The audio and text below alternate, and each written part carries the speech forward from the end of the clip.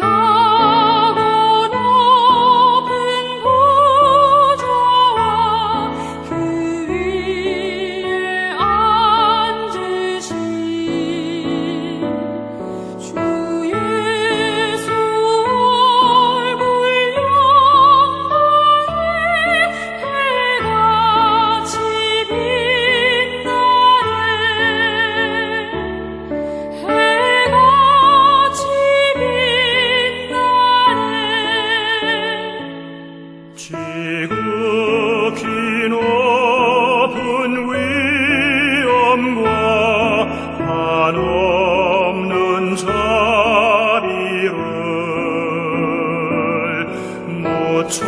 모천사 소리 합하여 늘 찬송 드리네. 늘 찬송 드리네. 영죽을 나를 살리려 그 영광 떠나서 그 부끄러운 십자가 날 위해 지셨네. 날 위해 지셨네.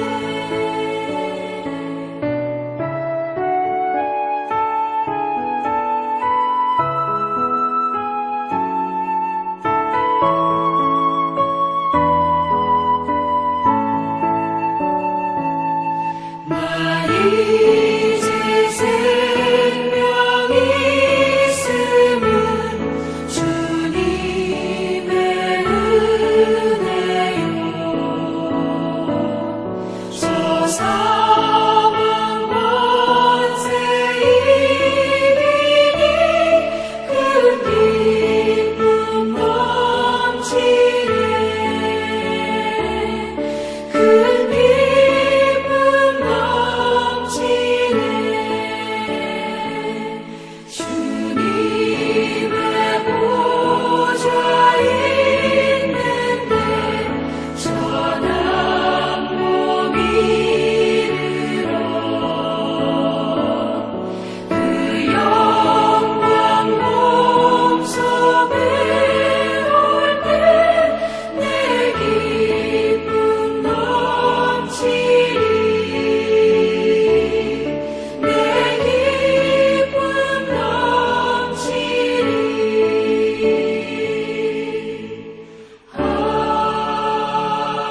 아멘.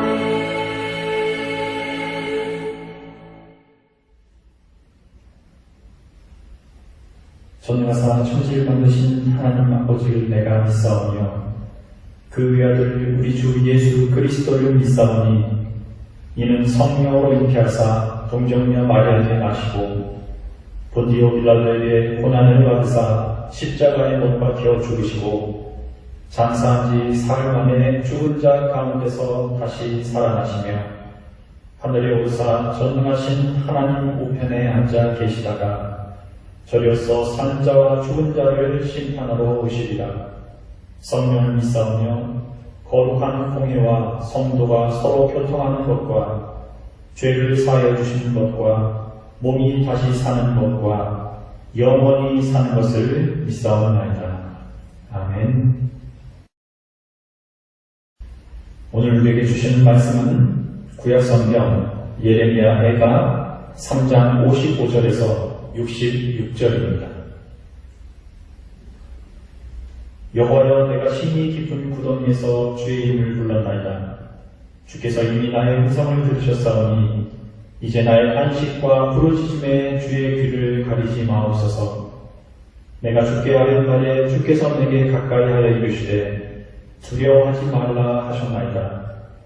주여, 주께서 내 심령의 원통함을 풀어주셨고 내 생명을 속량하셨나이다. 여호와여, 나의 억울함을 보셨사오니 나를 위하여 원통함을 풀어주옵소서.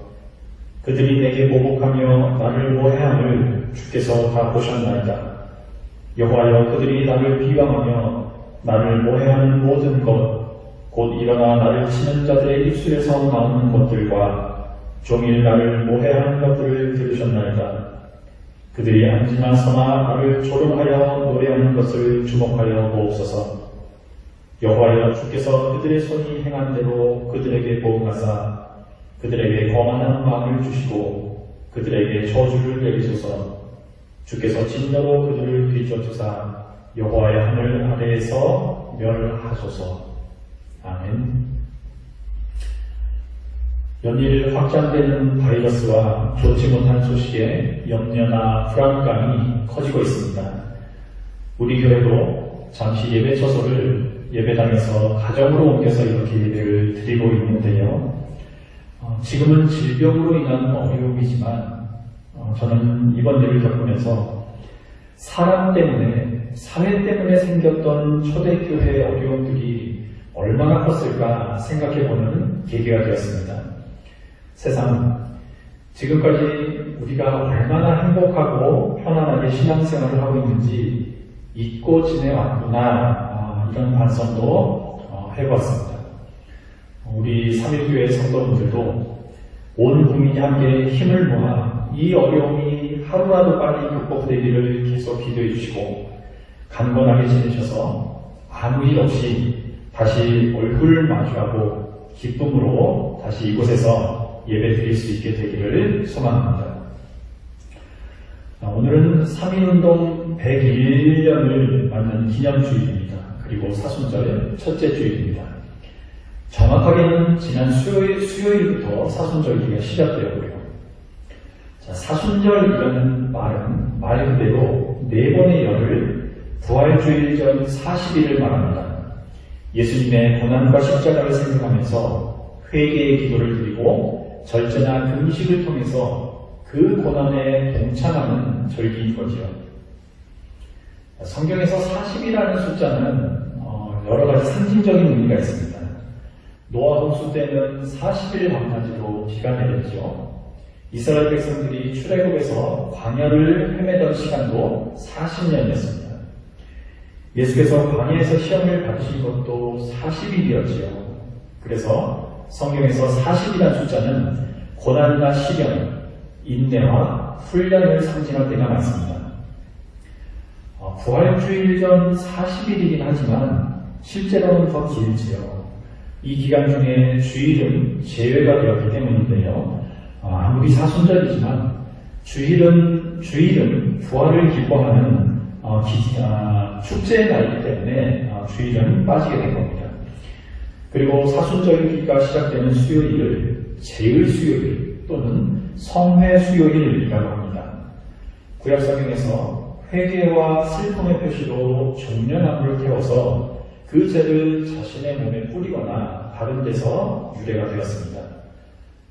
그러던 것이 7세기 정도에 이날이 사순절의 시작으로 지정이 되었는데 이날 성직자들이 사람은 흙에서 왔으니 흙으로 돌아갈 것을 기억하십시오 라는 창세기 3장 19절의 말씀과 함께 머리에 재를 얹거나 이마에 십자가 표시, 십자가 모양으로 그 재를 바르면서 사순절이 시작되었음을 알렸습니다. 부활주일 전까지 계속되는 이 귀한 절기에 부디 우리 주님의 성품과 더욱 닮아가시기를, 그리고 가정과 학교, 직장에서 그분의 향기도 더해지는 귀한 삶 누리시기를 축복합니다. 오늘 말씀은 예레미야 애가서입니다. 애가라는 말은 슬픔의 노래지요. 예루살렘이 바벨론에 파괴당하고 그 멸망을 당했던 고통, 그리고 약속하신 대로 꼭 저희를 회복시켜 주십시오 라는 바람을 노래한 글입니다.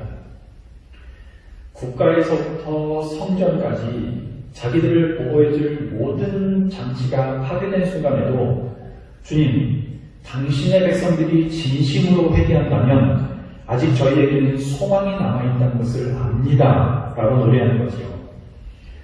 이 애가를 누가 썼는지는 성경에 나와 있지 않습니다. 그런데 예레미야라는 이름이 붙은 이유는요, 예루살렘 멸망을 곁에서 지켜보면서 당시 글도 자유롭게 읽고 쓸 수 있었던 지식층들, 그리고 이스라엘 전체 역사에 대해서 하나님의 심판이라는 이런 신학적인 해석을 할 수 있었던 이런 눈을 가졌던 인물이 누구일까 고민해보면 가장 그 조건들에 부합한 인물이 예레미야였던 거죠.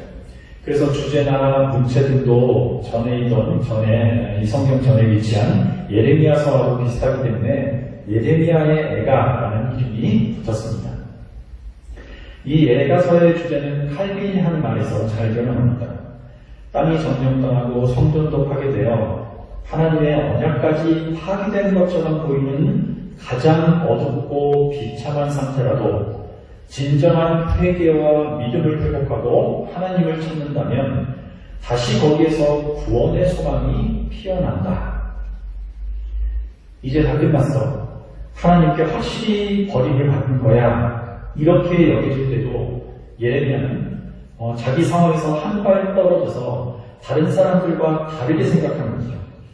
특히 하나님과 자기 백성들 사이에 서서 이 상황을 이기기 위해서, 벗어나기 위해서는 자기와 자기 동족들에게 가장 필요한 것이 무엇인가를 냉철하게 살펴보는 겁니다. 그래서 결국 이 고난의 원인은 명확하니 그에 대한 해결책도 하나님과의 관계에서 먼저 찾아야 한다는 결론을 내리게 되죠. 이 고통스러운 상황을 넘어서 하나님께로 다시 돌아가야 회복될 수 있다는 소망의 신학을 제시했던 인물입니다. 지난주에 그리스도인은 다른 결단과 행동으로 다른 결과를 가져와야 하는 사람이라는 말씀을 드렸죠. 바로 이 에레미야가 그런 인물이었던 겁니다. 그래서 자기 민족을 위해서 기도하는데, 그리고 그 정신을 다시 일깨우는데 평생을 헌신한 사람이었던 거죠. 일제강점기에 우리나라의 독립을 위해서 사람들의 정신을 깨우려고 헌신했던 여러 인물들을 생각해 보시면 훨씬 이해가 쉬우실 것 같습니다. 그러나 아무리 목표가 분명하고 하나님을 신뢰한다고 해도 이런 일은 절대로 쉬운 일이 아니라는 것을 저나 여러분들은 너무나 잘 알고 있습니다. 반면에 2주 전에 말씀드린 신명기의 교훈처럼 이 명령들은 이미 우리 입에 있고 우리 마음에 있으니 얼마든지 마음먹기에 따라서 실천할 수도 있다는 것도 우리는 잘 알고 있습니다. 그러면 어떻게 이런 소망을 갖고 사는 일이 가능한가? 나와 내 가정에 닥친 이런 어려움들로부터 나는 어떤 의미를 찾아내야 하는가? 오늘은 이런 점에 대해서 좀 살펴보려고 합니다.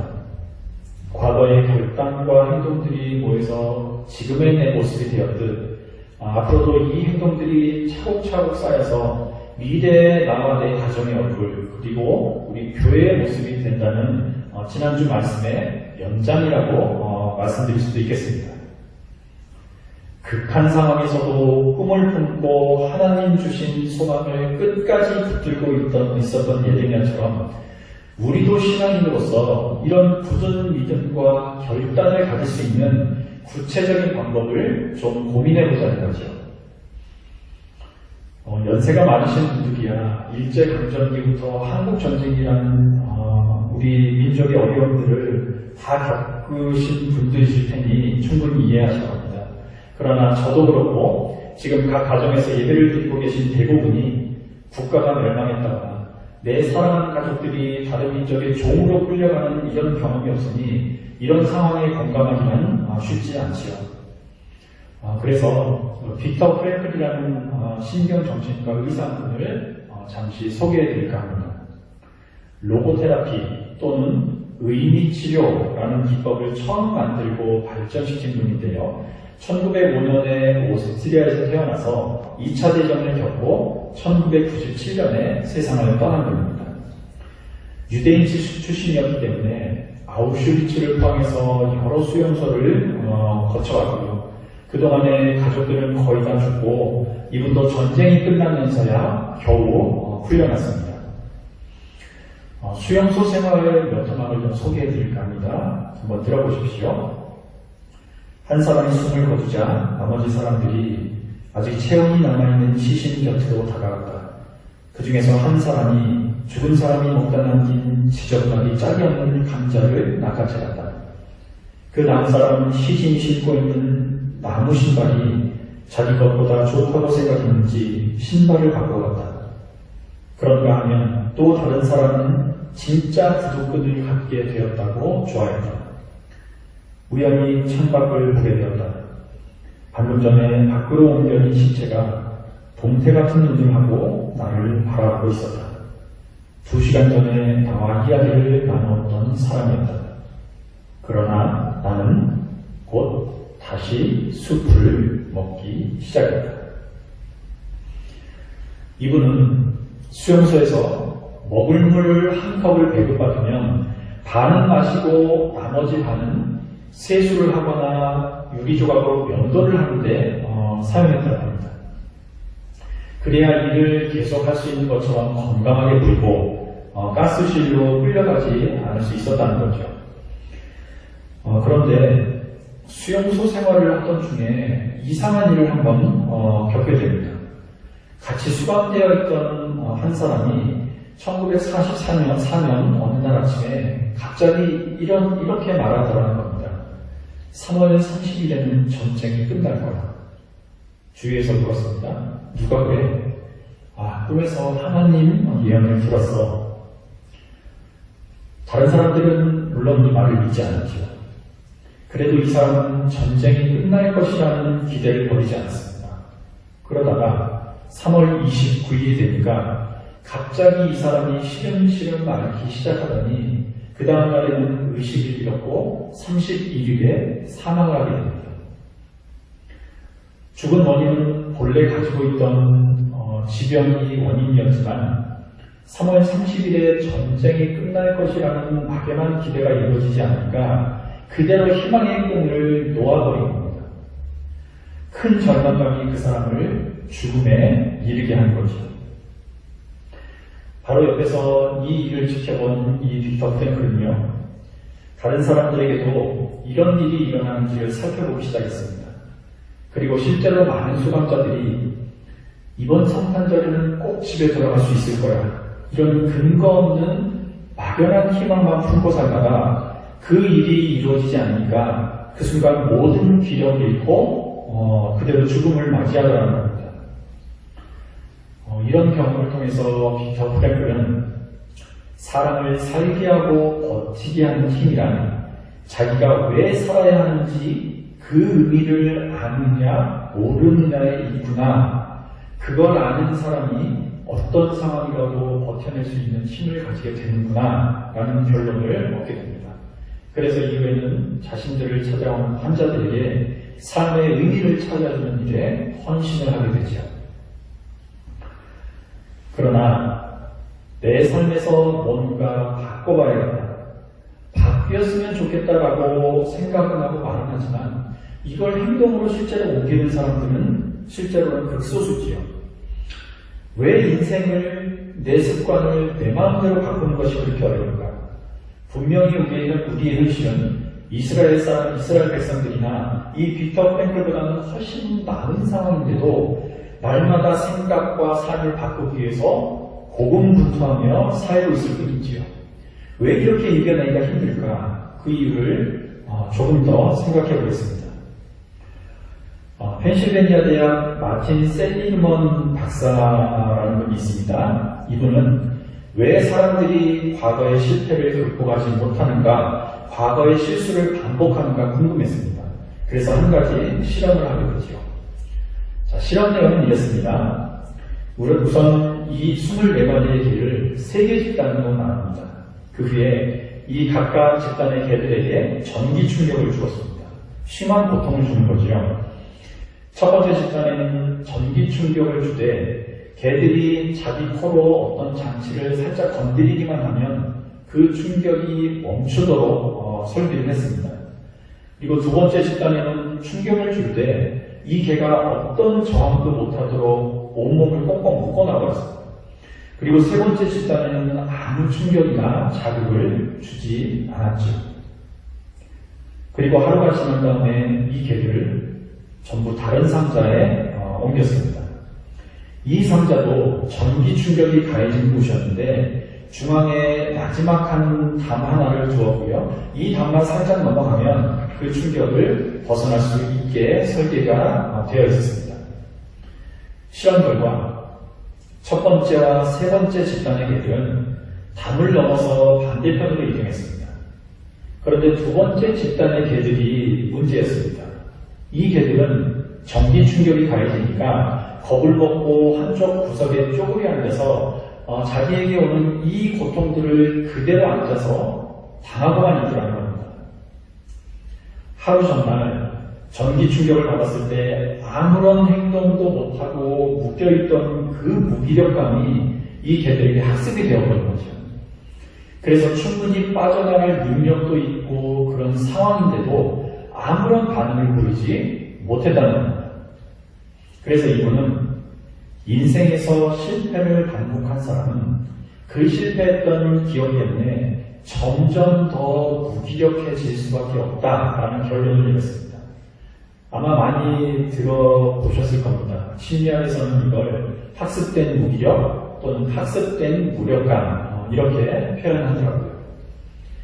그리고 이후에 이분의 연구에 감명을 받았던 캐롤 드렉이라는 분이 이것과 비슷한 연구를 계속했는데 이분의 연구에서는 과거에 했던 실패 자체가 아니라 그 실패를 해석하는 관점이 그 사람을 무기력하게 만든다 이렇게 결론을 내기도 했습니다.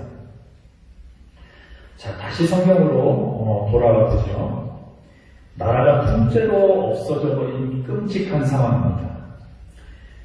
유다의 마지막 왕은 시드기야였습니다. 그는 두 눈이 뽑힌 채 바빌론으로 끌려가서 그곳에서 감옥에서 생을 마감하게 됩니다. 근데 그가 눈이 뽑히기 전에 마지막으로 본 장면이 뭔지 아십니까? 네, 눈이 뽑히기 전 그가 마지막으로 볼 수 있었던 것은 자기 두 아들이 자기 앞에서 처형을 당하는 장면이었습니다. 이 장면을 끝으로 시드기야는 아무것도 보지 못하는 신세가 되고 말이죠. 이 정도면 개인의 실패 정도가 아니라 공동체 전체가 사라진 완벽한 패배였던 거죠. 오늘 읽진 않았지만 3장의 첫 부분을 예레미야는 이렇게 시작합니다. 1절에서 9절을 공동 번역본으로 읽어드리겠습니다. 그 상황을 한번 상상해 보십시오. 노여 때리시는 매를 맞아 온갖 고생을 다 겪은 사람, 이 몸을 주께서 끌어내시어 칠흑 같은 어둠 속을 헤매게 하시는구나. 날이면 날마다 이 몸만 내리치시는구나. 뼈에 가죽만 남았는데 뼈마저 부서뜨리시고 돌아가며 선을 쌓아 가두시고 정수리에 저주를 퍼부으시어 먼 옛날에 죽은 사람처럼 어두운 곳에 쳐넣어 두셨구나. 무거운 사슬로 묶어 울 안에 가두셨으니 나 어찌 빠져나갈 수 있겠는가. 아무리 살려달라고 울부짖어도 주께서는 이 간구마저 물리치시고 도리어 돌담을 쌓아 앞길을 가로 막으시는구나. 자, 이 답답한 상황이 조금 느껴지실까요? 이런 상황에서도 예레미야는 하나님 자녀답게 소망을 잃지 않았습니다. 오히려 이 실패와 패배의 날을 또 다른 인생, 그리고 또 다른 하나님 나라의 시작이라고 본 거죠. 이 예레미야가 가진 소망의 목소리도 다시 한번 들려드리겠습니다. 오늘 본문 55절에서 58절입니다. 주님 그 깊이 깊은 구덩이 밑바닥에서 주님의 이름을 불렀습니다. 살려주십시오. 못 들은 채 하지 마시고 건져주십시오 하고 울부짖을 때에 주님께서 내 간구를 들어주셨습니다. 내가 주님께 부르짖을 때에 주님께서 내게 가까이 오셔서 두려워하지 말라고 격려하셨습니다. 주님께서 내 원한을 풀어주시고 내 목숨을 건져주셨습니다. 여러분, 지금 어떤 상황에 있어도 하나님 붙들고 다시 시작하십시오. 이렇게 외친 예레미야의 기도와 소망은요, 자기 동족들에게 똑같이 전해졌습니다. 이것이 하나님 백성의 긍지이고 용기인 거지요. 말씀 속에 예레미야처럼 우리도 신앙인으로서 이런 굳은 믿음과 결단을 가질 수 있는 구체적인 방법을 좀 고민해보자고 말씀드렸습니다. 아까 말씀드린 그 빅터 프랭클 박사의 행동 강령 중에 이런 것이 있다고 합니다. 인생을 두 번째로 살고 있는 것처럼 살아라. 그리고 지금 당신이 막 하려고 하는 행동이 첫 번째 인생에서 이미 그릇되게 했던 바로 그 행동이라고 생각하라. 말이 좀 어려울지 모르겠습니다. 이 말은요, 내가 지금 어제와 똑같은 인생을 두 번째로 살고 있는 것처럼 살라는 말입니다. 저는 이게 참 지혜로운 말이라고 생각이 되었습니다. 지금 내가 살고 있는 오늘이, 지금 이 순간이 어제 한 번 살았던 것과 똑같은 날, 똑같은 순간이라면 지금까지 혹은 어제 습관적으로 해오던 일이나 내 행동에 대해서 다시 한 번 더 생각하고 바로 적어보려고 더 애쓰면서 살게 되지 않겠습니까? 아참, 지난번에, 아니 어제는 내가 이런 상황에서 이렇게 행동했다가 실수를 했었지. 그래, 똑같은 하루를 이렇게 두 번째 살고 있는데 같은 실수를 또 반복할 수는 없어. 오늘은 분명 어제와 다르게 살겠어. 이런 마음을 품고 살라는 겁니다. 이 말은요, 마치 누군가 저에게 당신에게는 두 개의 인생이 있습니다. 첫 번째 인생의 유효기간은 어제로 만료가 되었습니다. 오늘부터는 당신이 누릴 수 있는 두 번째 인생입니다. 그러니 첫 번째 인생에서 했던 실수나 행동을 오늘부터 시작하는 이 두 번째 인생에서는 절대 반복하지 마십시오. 마치 이렇게 말하는 것 같습니다. 성경적으로 해석을 좀 해볼까요? 성경에서 두 번째로 산다는 것이 무엇입니까? 거듭난 생활이죠. 새 사람이 되었다는 말이고 부활했다는 말입니다.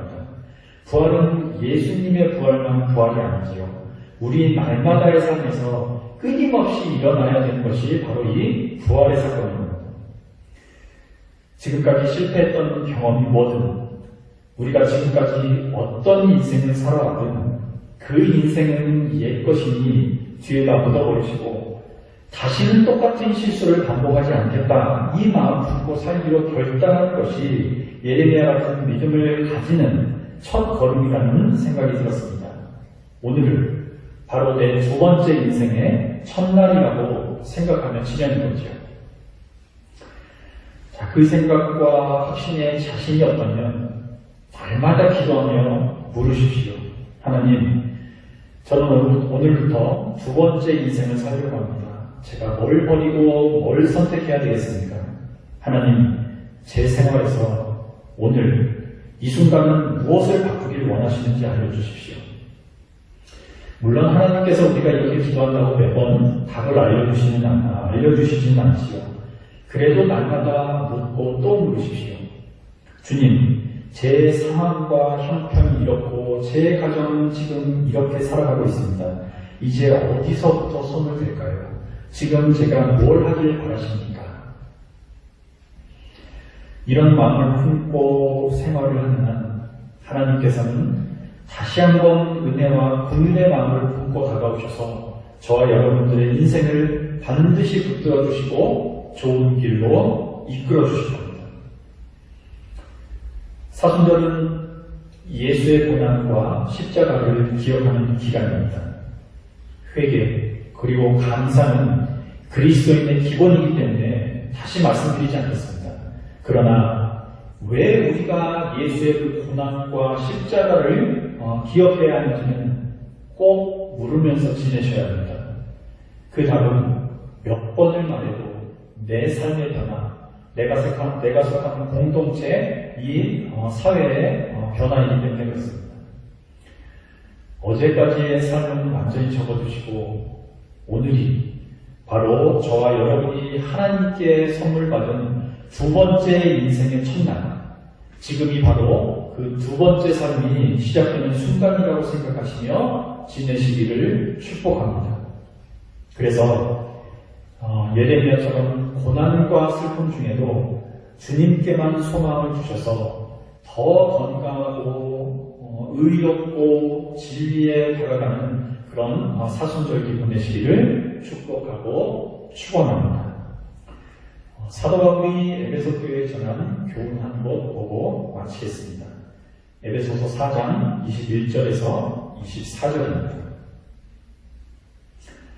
그리스도 예수 안에는 진리가 있을 따름인데 여러분이 그의 가르침을 그대로 듣고 배웠다면 옛 생활을 청산하고 정욕의 말로 들어 썩어져가는 낡은 인간성을 벗어버리고 마음과 생각이 새롭게 되어 하느님의 형상대로 창조된 새 사람으로 갈아입어야 합니다. 새 사람은 올바르고 거룩한 진리의 생활을 하는 사람입니다. 아멘. 함께 공동기도 드리겠습니다. 고생하며 무거운 짐을 지고 허덕이는 사람은 다 내게 오라시던 주님의 음성을 듣습니다. 우리에게 평안과 안식을 주기 위해 견뎌내셨던 온갖 모욕과 채찍질, 십자가의 고통도 함께 떠올려 봅니다. 그 결단과 마음과 흔적이 저희의 삶에도 드러나길 원하오니 지나간 것들로 인해 좌절하거나 무력감에 빠져 오늘 함께 하시는 주님을 외면하는 어리석음에서 벗어나게 하옵소서. 오늘은 주님께서 새롭게 살라며 우리에게 주신 두 번째 인생의 첫날이기 때문입니다. 부활의 소망을 품고 날마다 올바르고 거룩하게 사는 새 사람이 되게 하옵소서. 지금 어려움을 겪고 있는 이 땅에도 하루속히 하늘의 평안이 임하게 하시고 이번 일을 계기로 더 주님 앞에 회개하는 마음도 품게 하옵소서. 평화와 치유의 이름으로 오신 예수님 이름으로 기도합니다. 아멘. 교회 소식입니다. 하나님의 크신 은혜와 보호하심이 지금 각 가정에서 예배를 드리고 계신 온 성도 여러분들과 그 가정에 함께 하시기를 기원합니다. 코로나19로 인해서 교회 내 모든 모임을 당분간 중단합니다. 각 가정에서 예배와 기도로 이 어려움을 지혜롭게 이길 수 있도록 힘을 모아주시기 바랍니다. 지난 27일 목요일 동사무소 협조로 교회 지하 1층부터 2층까지 실내 방역을 실시했습니다. 여전히 바이러스로 인해서 사업 등 어려움을 겪고 계신 성도분들이 계십니다. 위에서 기도해 주시고 특별히 건강관리와 위생에 신경 써주시기 바랍니다. 다른 광고는 보내드린 주보를 참고해 주시기 바랍니다.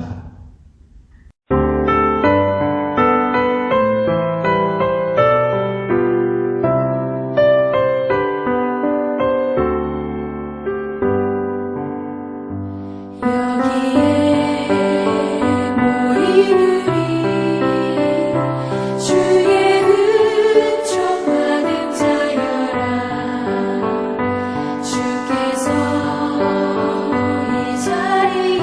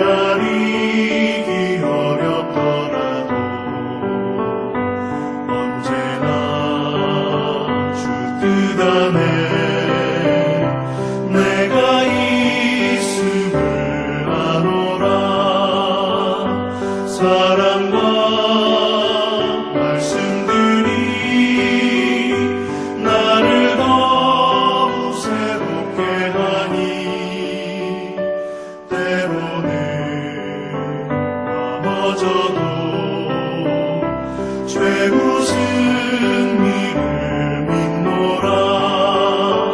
이 믿음 너무 세라.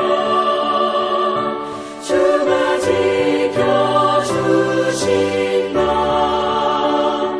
어두운 밤에도 주의 밝은 길 인도하여 주신다.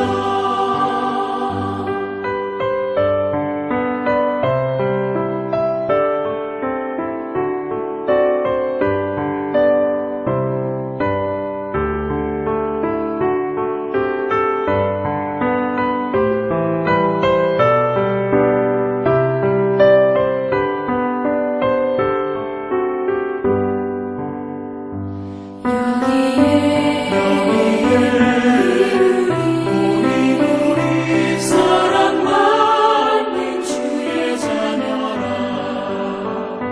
주께서 가신다. 우리 통해 펼치신다. 고통과 슬픔 중에 더욱 주님 의지하오니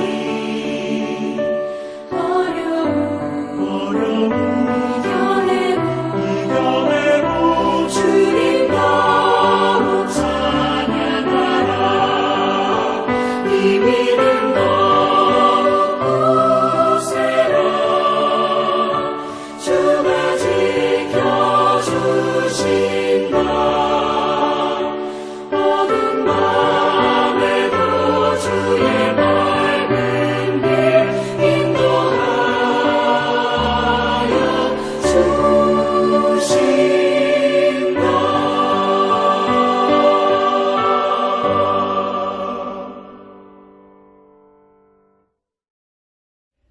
이제는 그리스도의 은혜와 하나님 아버지의 그 크신 사랑하심과 성령님의 따뜻한 동행과 인도 위로하심이 어려움을 겪고 있는 이 땅 구석구석에 그리고 가정에서 하나님께 예배로 영광을 드리는 주의 사랑하는 자녀들과 그 가정에 이제부터 영원토록 함께 하시기를 간절히 축원하옵나이다. 아멘.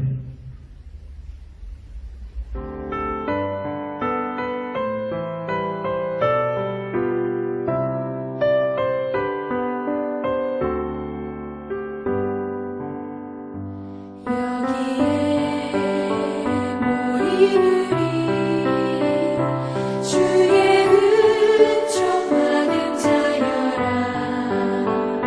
주께서 이 자리에 함께 계심을 아노라. 언제나 주님만을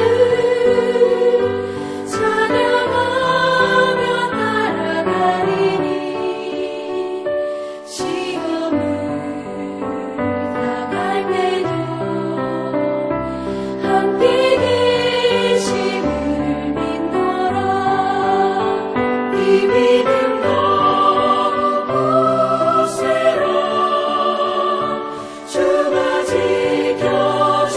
지켜주신다.